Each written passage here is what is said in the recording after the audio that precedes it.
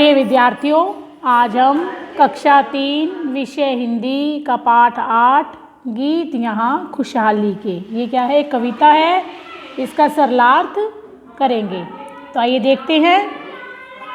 युग युग से हम रहे उपासक, गैंती और कुदाली के, हल्की नोक लिए लिखते हम गीत यहाँ खुशहाली के।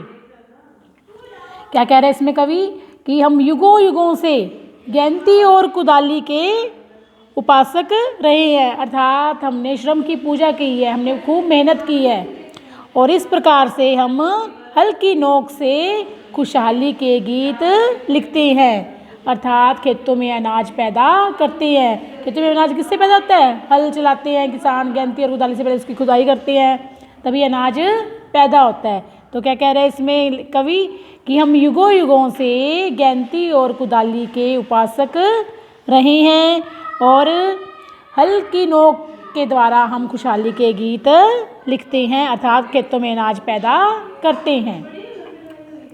घुंघरू वाले बैलों के जब मिट्टी महके पांव तले, बहे पसीना तेज धूप में या बादल की छांव तले।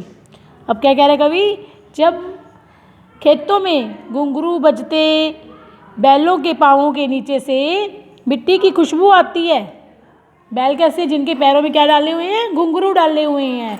तो जब बैल खेतों में खेत को जोतते हैं तो उनके पैरों में पहने हुए जब घुंघरू बजते हैं तो उनके पाँवों के नीचे से किसकी खुशबू आती है? मिट्टी की।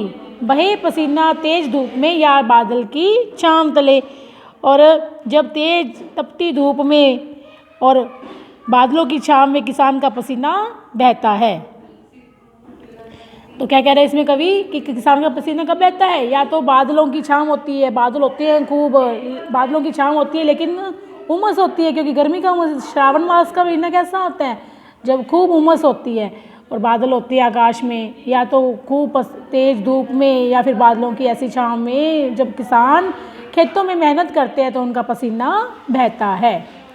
दर्शन होते इंद्रधनुष के या संध्या की लाली के, हल्की नोक लिए लिखते हम गीत यहाँ खुशहाली के।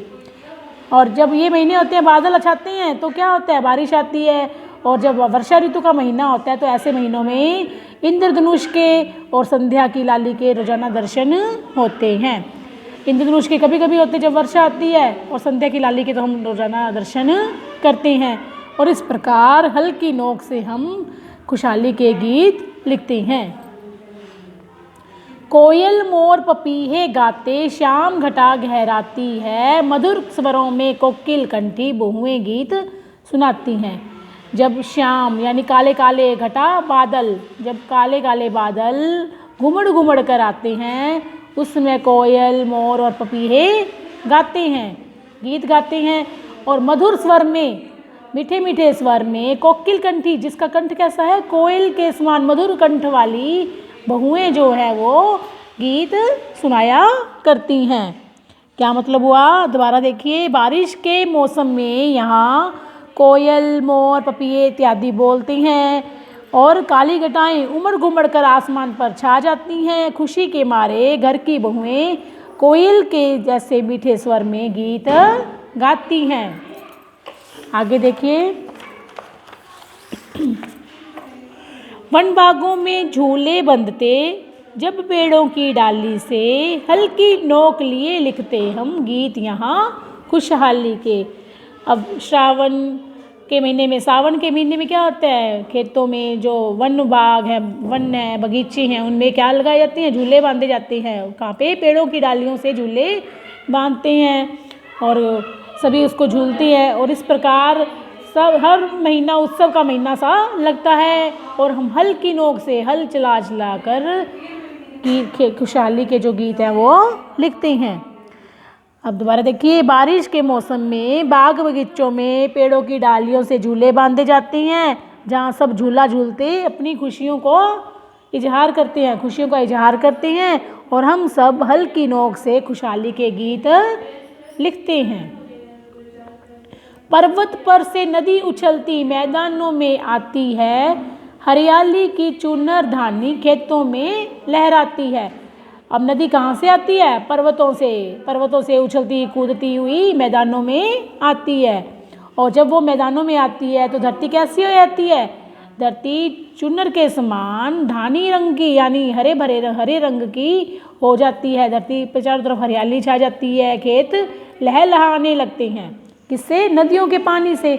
जब नदियाँ उछलती कूदती पर्वतों से मैदानों में आती हैं तो सारी धरती हरी भरी चुनर के साथ धानी चुनर के समान हो जाती है और खेतों में फसलें लहलहाती हैं। मोती जैसे दाने हंसते हर गेहूं की बाली के।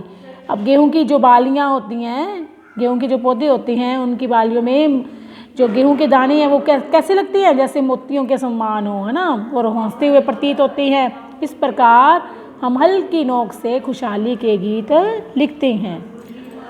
उत्पादन की अलख जगाती फसलें सभी जवानों में, चौपालों पर झांझ मजीरे बजते नए तरानों में। खेतों में लहलाती हुई फसलें सभी मेहनतकश किसानों में के मन में उत्पादन के प्रति एक अलख जगाती हैं, जोश पैदा करती हैं। जब फसलें पैदा होती हैं तो जितने भी किसान हैं, जो जवान काम कर रहे होते हैं खेतों में, उनमें उत्पादन की एक नवीन नया जोश पैदा हो जाता है। और इस प्रकार जब फसलें होती हैं तो सभी उत्साह से भर जाते हैं और किसानों का यह उत्साह शाम के समय चौपालों पर किससे जाहिर होता है? झांझ मजीरे बजाते हुए, नए नए गीत गाते हुए उनका ये जो है उत्साह है वो जाहिर होता है। सभी नाचते कूदते दिखाई देते हैं। आगे देखिए, गली गली में उत्सव मनते होली और दिवाली के। जब होली दीपावली जैसे अनेक त्यौहार आते हैं तो गली गली में क्या मनाए जाते हैं? उत्सव मनाए जाते हैं। जब फसलें पैदा होती हैं तब गली गली में उत्सव मनाए जाते हैं। होली दीपावली आने पर त्यौहार मनाए जाते हैं। तो इस प्रकार जो किसान है वो हल्की नोक से खुशहाली के गीत लिखते हैं। तो ये इस पाठ का सरलार्थ है। आप सभी को इसको ध्यान से पढ़ना है और समझना है, और वीडियो देखकर इसके शब्दार्थ जो हैं वो उसके बाद कॉपी पे करने हैं। धन्यवाद।